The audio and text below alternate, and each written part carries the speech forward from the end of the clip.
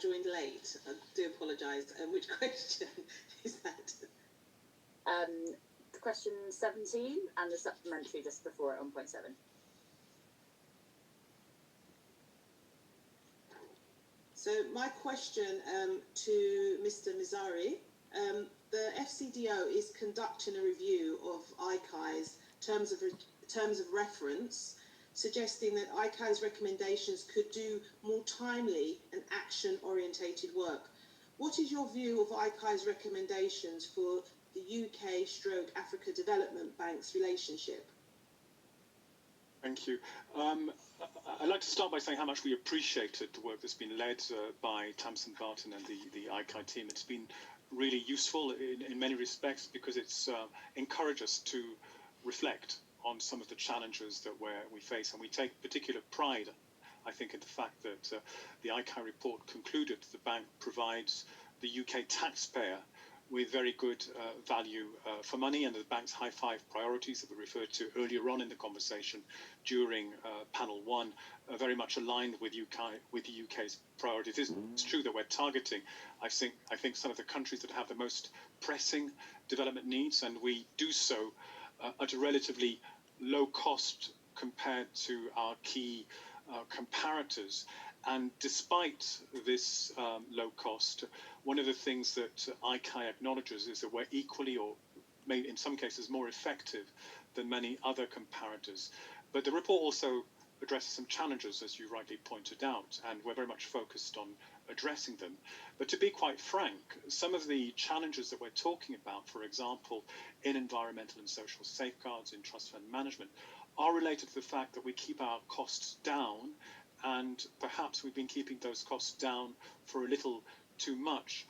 So the real conversation that we need to have now is not, it's less about doing more with less, but it's more about making the right strategic and selected investments in key areas that where we feel we need to strengthen our capacity and expertise. So one of the areas that is getting a lot of focus and attention right now is in terms of the resources that are available to the bank, and the staffing in particular, the staffing agenda, to ensure that we have the right skills in the right place so that we're fit for purpose. This is a conversation which the UK is very closely engaged in, and one of the areas where they're pushing and putting a lot of strong focus is on environmental and social safeguards, and in particular the work that we're doing in terms of addressing the problems, the issues related to sexual exploitation, abuse and harassment.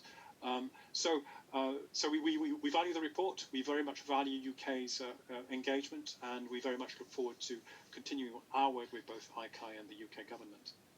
Thank you for your answer, Mr. Mizari.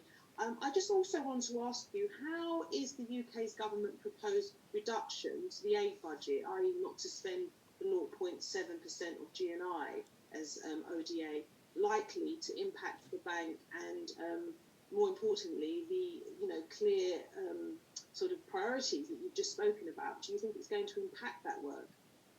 I think inevitably, but to come back maybe to the point that Mr. Sharma was questioning about, and I think indirectly you are as well, we're obviously not in a position to comment on the creation of the FCDO, but just in terms of the quality and the level of UK engagement via the Board of Directors, as I said earlier on, the UK has retained the same board member, which is very important to us in terms of ensuring continuity of focus and interest.